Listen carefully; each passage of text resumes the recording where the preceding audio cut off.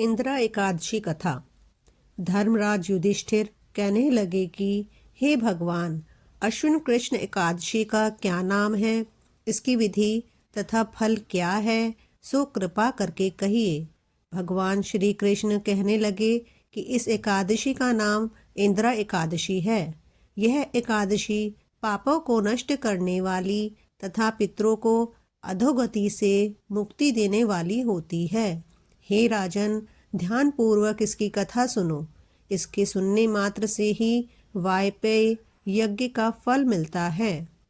प्राचीन काल में सतयुग के समय में महिष्मती नाम की एक नगरी में इंद्रसेन नाम का एक प्रतापी राजा धर्म पूर्वक अपनी प्रजा का पालन करते हुए शासन करता था। वह राजा पुत्र पौत्र और धन आदि से संपन्न और विष्णु का परम भक्त था। एक दिन जब राजा सुखपूर्वक अपनी सभा में बैठा था तो आकाश मार्ग से महर्षि नारद उतरकर उसकी सभा में आए। राजा उन्हें देखते ही हाथ जोड़कर खड़ा हो गया और विधि पूर्वक आसन व अर्घ्य दिया। सुख से बैठकर मुनि ने राजा से पूछा कि हे राजन, आपके सातों अंग कुशल पूर्वक तो हैं, तुम्हारी बुद्धि धर्म में और तुम्हारा मन विष्णु भक्ति में तो रहता है। देवर्षि नारद की ऐसी बातें सुनकर राजा ने कहा, हे महर्षि, आपकी कृपा से मेरे राज्य में सब कुशल है तथा मेरे यहाँ यज्ञ कर्मादि सुकृत हो रहे हैं। आप कृपा करके अपने आगमन का कारण कहिए। तब ऋषि कहने लगे कि हे राजन, आप आश्चर्य देने वाले मेरे वचनों को सुनो। मैं एक समय ब्रह्मलोक से यमलोक को गया।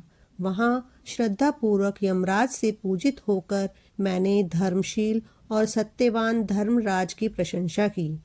उसी यमराज की सभा में महान ज्ञानी और धर्मात्मा तुम्हारे पिता को एकादशी का व्रत भंग होने के कारण देखा। उन्होंने संदेशा दिया, सो मैं तुमसे कहता हूँ। उन्होंने कहा कि पूर्व जन्म में कोई विघ्न हो जाने के कारण मैं यमराज के निकट रह रहा हूँ। सो हे पुत्र, यदि तुम अश्विन कृष्णा इंदिरा एकादशी का व्रत मेरे निमित्त करो तो मुझे स्वर्ग की प्राप्ति हो सकती है।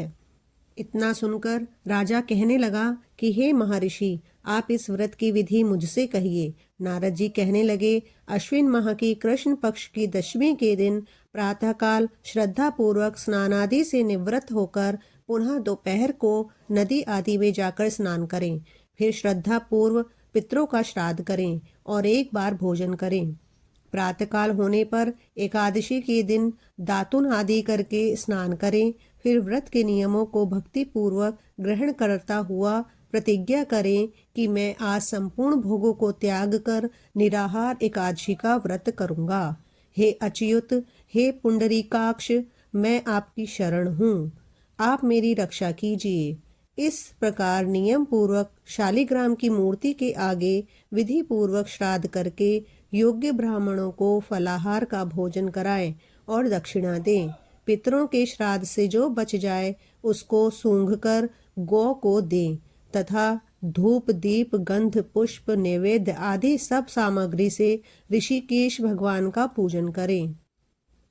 रात में भगवान के निकट जागरण करें। इसके पश्चात द्वादशी के दिन प्रातःकाल होने पर भगवान का पूजन करके ब्राह्मणों को भोजन कराएं। भाई बंधुओं, स्त्री और पुत्र सहित आप भी मौन रहकर भोजन करें। नारद जी कहने लगे कि हे राजन, इस विधि से यदि तुम आलस्य रहित होकर इस एकादशी का व्रत करोगे तो तुम्हारे पिता अवश्य ही स्वर्ग लोक को जाएंगे। इतना कहकर नारद जी अंतर्ध्यान हो गए। नारद जी की कथना अनुसार राजा द्वारा अपने बांधवों तथा दासों सहित व्रत करने से आकाश से पुष्प वर्षा हुई और उस राजा का पिता गरुड़ पर चढ़कर विष्णु लोक को गया। राजा इंद्रसेन भी एकादशी के व्रत के प्रभाव से निष्कंटक राज्य करके अंत में अपने पुत्र को सिंहासन पर बैठाकर स्वर्ग लोक को गया। हे युधिष्ठिर, यह इंदिरा एकादशी के व्रत का महात्म्य मैंने तुमसे कहा। इसके पढ़ने और सुनने से मनुष्य सब पापों से छूट जाते हैं और सब प्रकार के भोगों को भोग कर बैकुंठ को प्राप्त होते हैं।